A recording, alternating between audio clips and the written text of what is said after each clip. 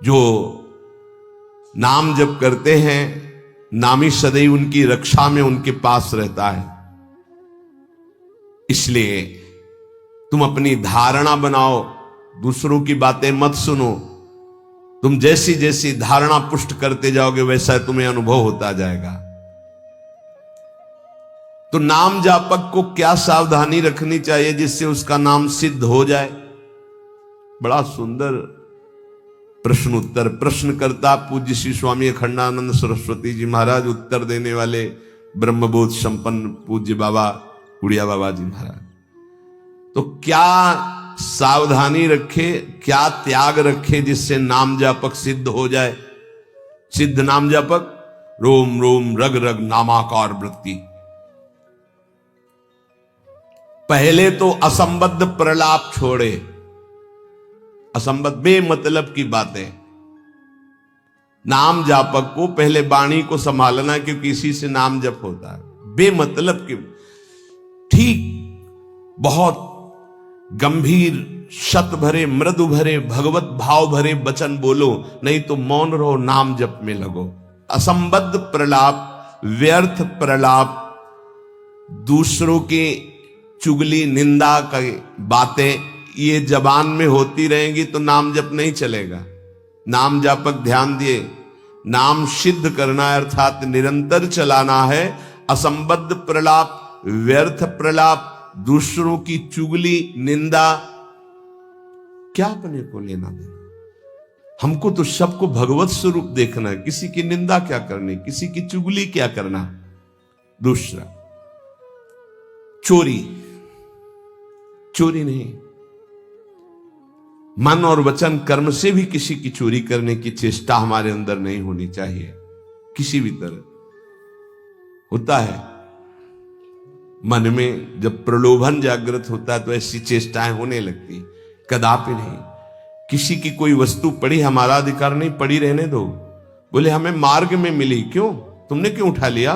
वो पुनः मार्ग में लौट के आता, उठा नहीं। बोले कोई उठा ले, तो कोई उठा ले, तुम तो उपासक हो, तुमने क्यों उठा लिया? तुम्हें क्या आवश्यकता है? आवश्यकता होगी हरि तुम्हें देंगे। बोले हरि ने ही तो दी, रास्ते में पड़ी थी। नहीं नहीं, ऐसे नहीं। उपासक को इन बातों पर बहुत ध्यान देना है, वो चोरी मानी जाएगी। आपने क्यों उठाया? आपको चले जाना है, वो पुनः लौट कर आएगा उसको, या जो उठा ले। हमारा कर्तव्य नहीं, हमें न किसी की चोरी करनी है मन से, ना तन से, और ना कोई हमें चेष्टा ऐसी चोरी वाली। हिंसा और व्यभिचार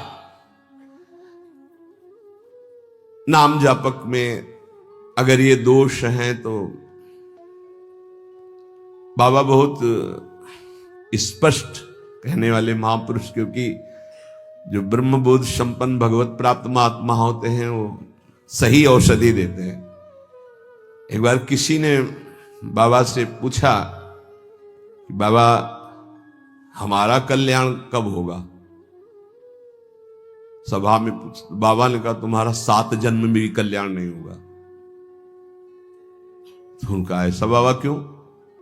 इसी शब्द का उच्चारण कीजिए, बेविचारी का कल्याण कभी नहीं। बहुत कठोरता से डांटा। और वो जो देख रहे होंगे वो तभी डांट रहे थे, जैसे अपने पुत्र से प्रियता रखती हुई डांट लगाई जाती है, ऐसे महापुरुष डांटते, अपमान नहीं करते। वो अपमान नहीं, वो सुधार, वो शब्द जाएगा और आग पैदा कर देगा और उसको व्यभिचार से उठा देगा, ऊपर उठा देगा।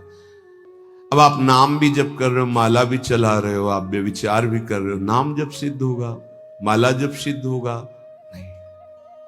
अपने धर्म के अनुसार चले। कोई भी नशा करने वाले को नाम जब सिद्ध नहीं होता। उपासक के जीवन में कोई नशा नहीं होना चाहिए। हमें लगता है भगवत कृपा है, कोई व्यसन, झूठ नाम जापक को नहीं बोलना चाहिए। अब हाथ में माला है, बात करने में हम झूठ बोल दें तो हमारा नाम जप का मतलब क्या रहा? झूठ क्यों बोलते हैं? क्यों डरते हो? क्यों छुपाव कर रहे हो? किस बात के लिए झूठ बोल रहे हो? झूठ को पाप माना ही नहीं जा रहा। कलयुग का प्रभाव देखिए, वो लिखा हुआ है प्रभाव में कि झूठे ही देना, झूठे ही लेना, झूठे ही भोजन, झूठ चबेना। क्यों झूठ बोलो, सही बोलो ना, झूठ बोलने की जरूरत क्या है। जैसे आपसे कोई प्रश्न करे उसका उत्तर सही दे दो, डरो मत, डरने की जरूरत नहीं। और कुछ ऐसा होता है जो सत्य को संभालने के लिए, सत्य को हृदय में रखने के लिए वो जो बोला जाता है वो किसी का अहितकारी नहीं होता। आप कितना भजन करते हैं, आप तो बहुत भजन करते हैं, भजनानंदी है, तो अब हम सत्य को बोल के एक तने इतने मार नहीं, हमसे क्या भजन होता है। गुरु कृपा से जो कुछ होता हो तो होता है, हमें तो नहीं लगता कि हमसे ऐसा कुछ भजन। और वो झूठ नहीं माना है, अब वो इतने सत्यवादी नहीं कुछ में वो जरा सा छेड़ा हुआ पूरी दिनचर्या अपनी पूरी उनको बता दी कि हाँ ऐसे ऐसे। सत्य को कभी कभी गुप्त रखने के लिए बाहरी बातें, वो किसी का अहित या मंगल के लिए नहीं, हम अपने अभिमान को पुष्ट करने वाली बात नहीं बोलते, अपने साधन भजन को हम गुप्त रखते हैं। लेकिन हम व्यर्थ के व्यवहार में क्यों झूठ बोले। हमारा स्वरूप पूरा का पूरा कुंज कुटीर है, कुंज कुटीर हित, सहचरी हित, इष्टदेव हित, आचार्य हित।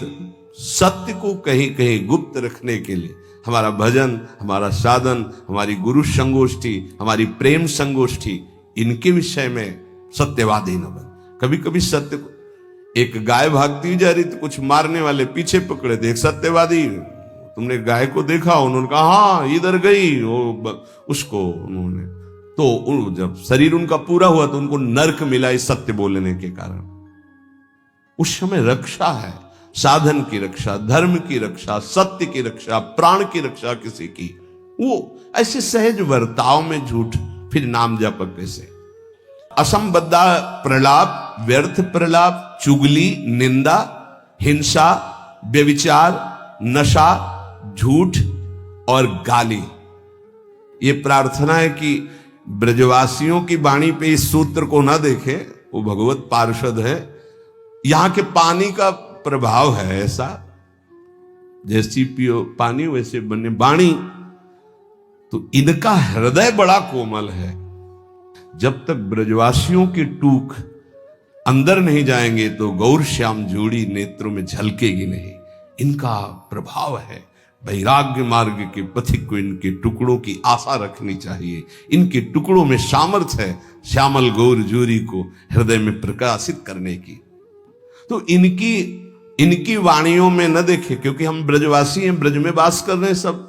तो यहां अगर ये कि सत्संग में सुना था कि ब्रजवासी, तो उनके प्रति दोष दृष्टि बन जाएगी। ब्रजवासियों की वाणी में थोड़ी कठोरता हो, हृदय एकदम मक्खन से भी ज्यादा कोमल निर्मल होता है। ये भगवत पार्षद है, ये ठाकुर जी को भी कुछ नहीं समझते। जब अपने स्वरूप में आते हैं तो कहते तुम्हारे 2-4 लाख गौवें ज्यादा होंगी, अगर हमें दांव ना दिया, पीठ में न बैठाला, तो कल से खेल में नहीं आने देंगे। खेल में कौन किसका गुस्सैया, चलो बाहर। तो ठाकुर जी भी कान पकड़ते, हाथ जोड़ते, ये उन्हीं के सखा है। इस रज में मां के गर्भ से प्रकट हुए ये प्रेम भूमि शिव शनकादि बंदित रज है। तो ब्रजवासियों पर ये दोष दृष्टि न रखे, अपनी वाणी को संभाले, कभी अश्लील शब्द और गाली आदि न बके, नहीं तो भजन सिद्ध होने में बाधा पड़ेगी। जो देहात्म बुद्धि से व्यवहार करता है उसके नाम जप में बाधा पड़ती है। देहात्म बुद्धि, स्त्री पुरुष शरीर का भाव रख करके फिर व्यवहार करोगे तो काम क्रोध आदि की लीलाएं तो हो ही जाएंगी। उपासक को सदैव दैवी संपदावान बनना चाहिए। भगवद स्मरण और सद आचरण, ये 2 असाधन को मिटाने के लिए सर्वसमर्थ साधना है। ध्यान दीजिए, समस्त असाधनों को मिटाने के लिए ये 2 बहुत जोर के हैं। भगवद स्मरण निरंतर, ये निरंतर शब्द बहुत कठिन है। बड़े अच्छे साधक हैं जो निरंतर शब्द पर स्थित हो रहे। माला 2 माला गिनती वाले माला करके फिर निश्चिंत हो गए, बात अलग है। निरंतर भजन और आचरण पवित्र, बस आप चिंता मत करो, परिपक्व स्वभाव जागृत हो जाएगा। भगवदाकार वृत्ति।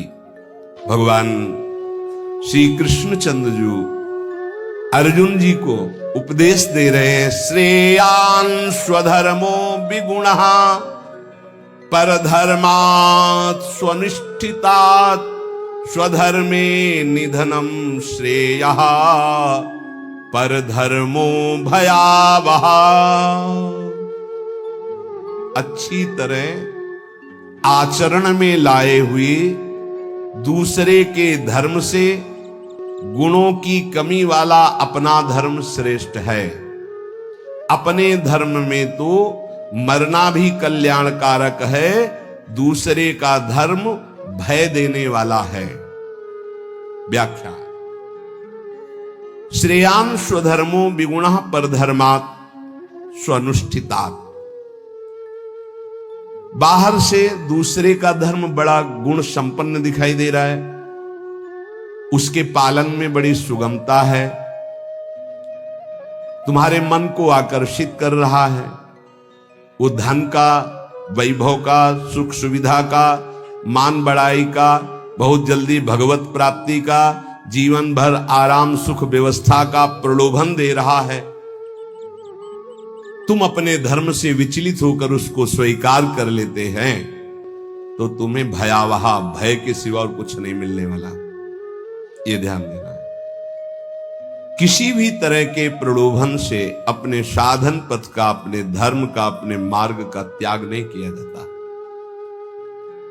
इसके विपरीत अपने धर्म में बाहर से देखने में ज्यादा गुण नहीं दिखाई देते, धर्म के पालन में बड़ी कठिनता हो रही है, पालन करने में मन नहीं लग रहा, धन वैभव सुख सुविधा मान बढ़ाई कुछ नहीं मिल रहा, पूरा जीवन कष्टमय है, तो भी हम अपने धर्म का पालन करेंगे, छोड़ेंगे नहीं, तो परम कल्याण निश्चित।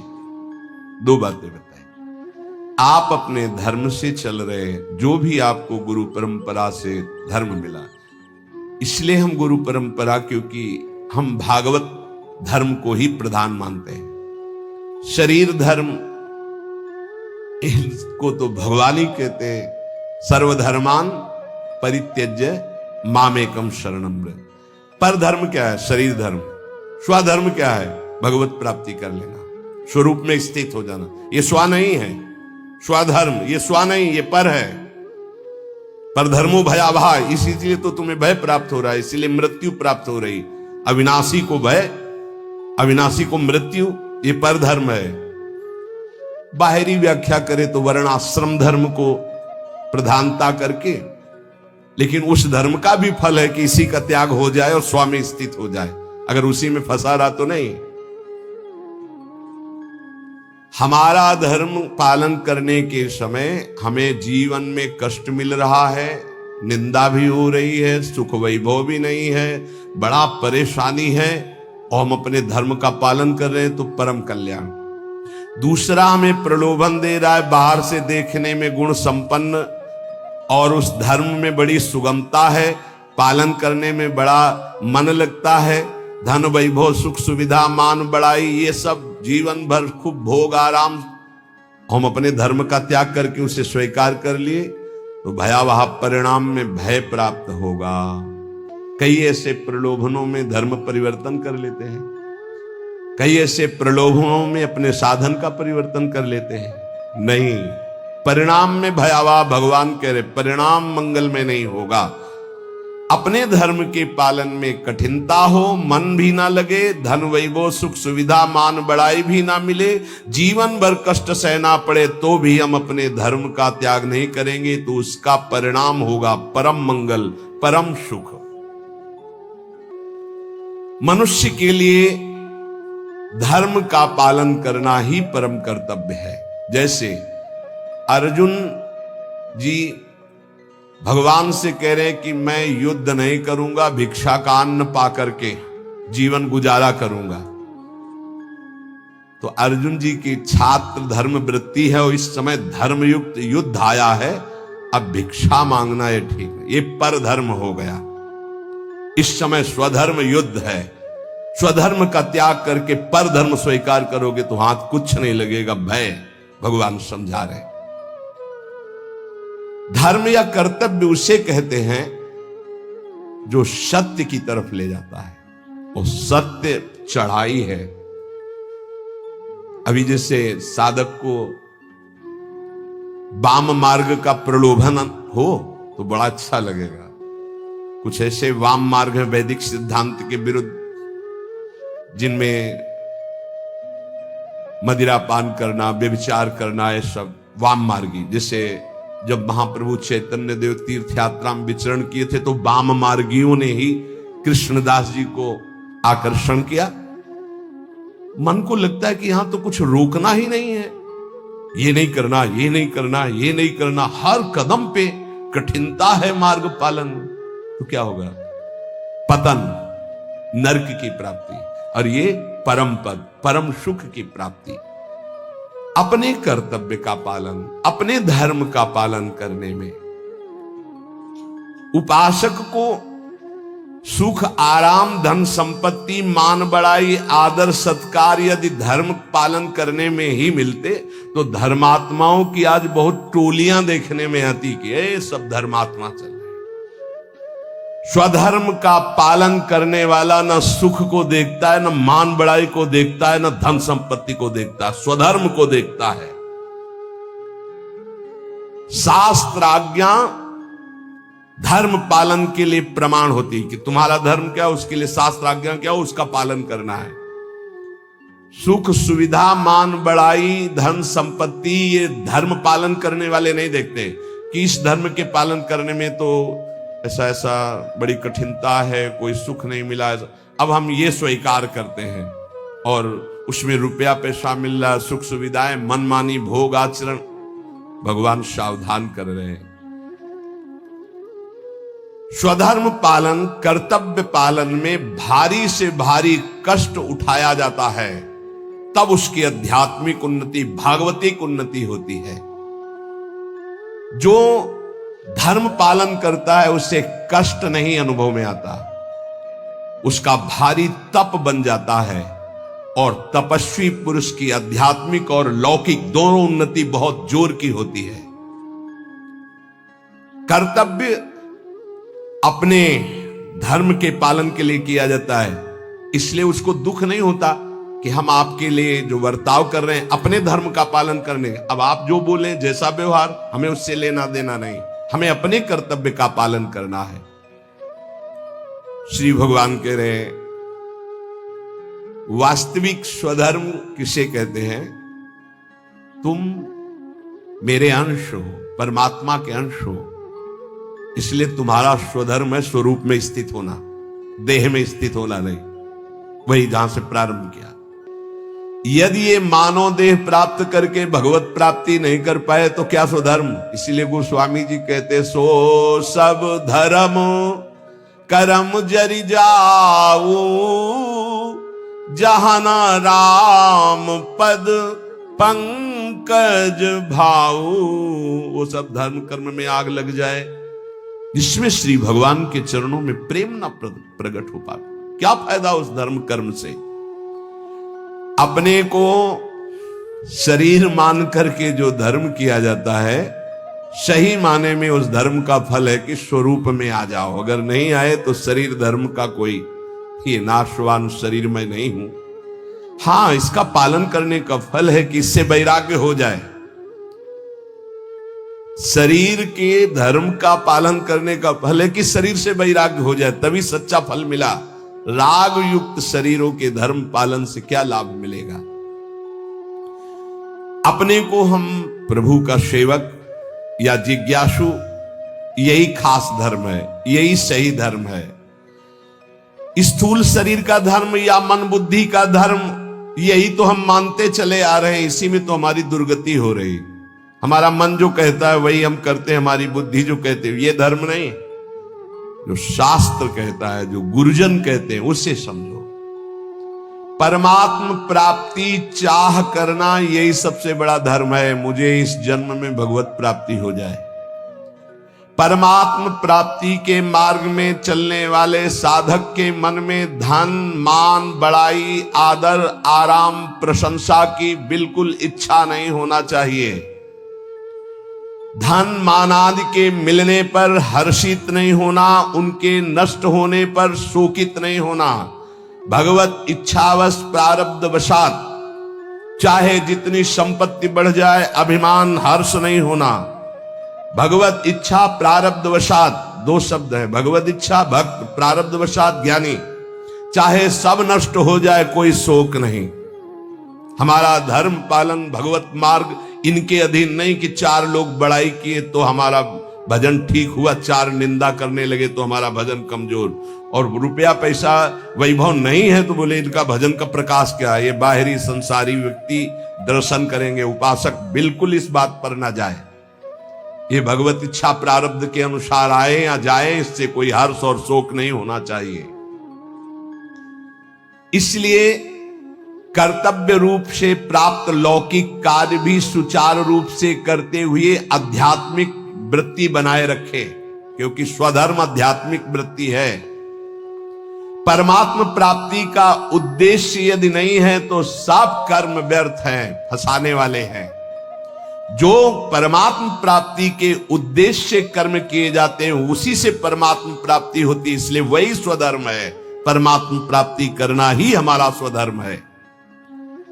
अगर धन प्राप्ति का ध्येय जैसे व्यापारी के हृदय में उत्पन्न होता है तो आराम विश्राम की चिंता ना करके वो धन के प्रति अधिक से अधिक व्यापार बढ़ाता है, अधिक से अधिक समय व्यापार में लगाता है। ऐसे ही उपासक को भगवत प्राप्ति का जब लक्ष्य बना लिया तो अधिक से अधिक समय भजन में, अधिक से अधिक आप नाम जप, अधिक से अधिक कष्ट सहें, जो काम क्रोध लोभ मोह मद मत्सर सर्दी गर्मी इन सब के कष्ट सह करके जैसे व्यापारी अपने धन को बढ़ाता है, ऐसे भगवत प्राप्ति के मार्ग वाला भजन को बढ़ाता है। जैसे हमारे फोड़ा हो जाए तो हम डॉक्टर को पैसा दे के चिरवा के महीनों कष्ट सहते हैं, पर हमारे अंदर व्यथा नहीं होती, क्योंकि हमें पता है फोड़े का ऑपरेशन करवाने से हम ठीक हो जाएंगे, सुखी हो जाएंगे। ऐसे ही ध्यान देना, उपासक को जब कोई गाली देता है, अपमान करता है, निंदा करता है, प्रतिकूलता आती है तो समझता है, यद्यपि दुख का अवसर है पर वो समझता है जैसे फोड़ा दुख का अवसर है ऑपरेशन करवाना, ऑपरेशन पैसा दे के करवा के महीना भर पट्टी बांध के, पर वो दुखी पीड़ा का तो दुख है लेकिन अंदर दुखी व्यथा वाला नहीं है, क्योंकि पता है आगे हम ठीक हो जाएंगे। ऐसे ही साधक अंतःकरण से प्रसन्न रहता है कि आज हमारा अपमान हो रहा है, गाली मिल रही, तिरस्कार हो रहा है, बड़े द्वंद्व सता रहे, कल हम निर्द्वंद हो जाएंगे। भगवान हमको ऐसी सामर्थ्य देंगे, माया का कोई भी दुख हमें छू नहीं सकेगा, हम भगवत प्राप्त महात्मा होंगे, हमें भगवान का साक्षात्कार होगा। इस लाभ के लिए हर कष्ट सहता हुआ प्रसन्नता पूर्वक वो आगे चलता है। ध्यान दीजिए, इसके बिना आप चल नहीं पाएंगे। आपके अंदर जब काम क्रोध लोभ मोह मद मत्सर की इनकी व्यथा होती है तो आपको लगता है कितने दिन सहेंगे, नहीं, कितने दिन नहीं सहना, आगे बहुत परमानंद है, बस कुछ समय की बात है। और ये इसलिए आपको ज्यादा कष्ट दे रहे हैं क्योंकि आप इसका चिंतन कर रहे हैं, कितने दिन सहेंगे। अभी चिंतन छोड़ो, अभी खत्म हो जाएगा, आओ चिंतन प्रभु में लगाओ, अभी आनंद। और एक अंदर अनुभव की बात, जब तक आपके पाप नष्ट नहीं होते बिना किसी कारण आपका हृदय जलेगा भजन करने पर। ध्यान दीजिए, ये छाती की बात, अनुभव की बात कह रहा हूं। बिना किसी कारण के, कोई निंदा नहीं, कोई भय नहीं, कोई अपमान नहीं, आपका बेमतलब हृदय जलेगा नाम जप करने पर, क्योंकि आपके पापों का नाश हो रहा है, आपका अंतःकरण निर्मल हो रहा है। आगे चलकर आप अनुभव कर लेना, जब आप अच्छा भजन करोगे तो आपको खिन्न हो जाएगा मन, खिन्न है, कुछ अच्छा नहीं लग रहा, एक अजीब की उदासी सी है। अगर मन को पूछो क्या चाहिए तो कुछ नहीं बोल, ये अच्छा भजन करने की बात कह रहे, कुछ उसकी मांग नहीं, पर एक उदासी है, एक जलन है, एक खिन्नता है। वही आगे बढ़कर विरह बन जाएगी और वही विरह मिलन का संयोग उपस्थित कर देगा। धैर्य पूर्वक विचलित मत होना। इस मार्ग के साधक को कुछ समय तक ये जलन बर्दाश्त करनी, बड़ी धूप है, आगे बहुत शीतल छाया है, इस धूप को दौड़ के पार कर लो। नाम जप, कीर्तन, सत्संग, इतना समय ही मत दो कि कष्टों का चिंतन हो, कि काम आ रहा है, क्रोध आ रहा है, विकार आ रहा है। इतना अभ्यास में लगा दो इसको, यात्रा पूरी हो जाएगी। और आगे जो आनंद है वो ब्रह्मा को भी नहीं है, जो भक्तों को आनंद प्राप्त होता है। क्या नाम जप और संकीर्तन मात्र से शुद्ध ज्ञान प्राप्त हो सकता है, या फिर और कोई साधन करना पड़ता है? अगर वो नाम जप और नाम कीर्तन करता है तो ज्ञान इच्छु होने पर उसे शुद्ध ज्ञान हो जाएगा। उसके अंदर अगर ज्ञान प्राप्ति की इच्छा है तो शुद्ध ज्ञान प्रकट हो जाएगा, वेदांत वाला। और अगर प्रेम इच्छुक है तो प्रेम प्रकट हो जाएगा, उसकी इच्छा क्या है। और अगर विषय की चाह है, किसी कामना की, तो उसकी पूर्ति हो जाएगी। ज्ञान और प्रेम इसका परिचय अभी नहीं मिलेगा। जब तक कोई वासना रहती है, इच्छा रहती है, तो पहले उसकी पूर्ति होती है, फिर जब उससे वैराग्य होता है, नाम कीर्तन नाम जब चलता है, तब आगे जो उसके अंदर भाव बनता है भक्ति का या ज्ञान का, वही जागृत हो जाता है। अंतःकरण नाम कीर्तन से, नाम जप से बहुत जल्दी शुद्ध होता है, इसलिए शुद्ध ज्ञान की प्राप्ति उसको प्राप्त हो जाती है। अगर ज्ञान इच्छु है तो भाव उसके अंदर नहीं बन पाएगा। नाम कीर्तन का जो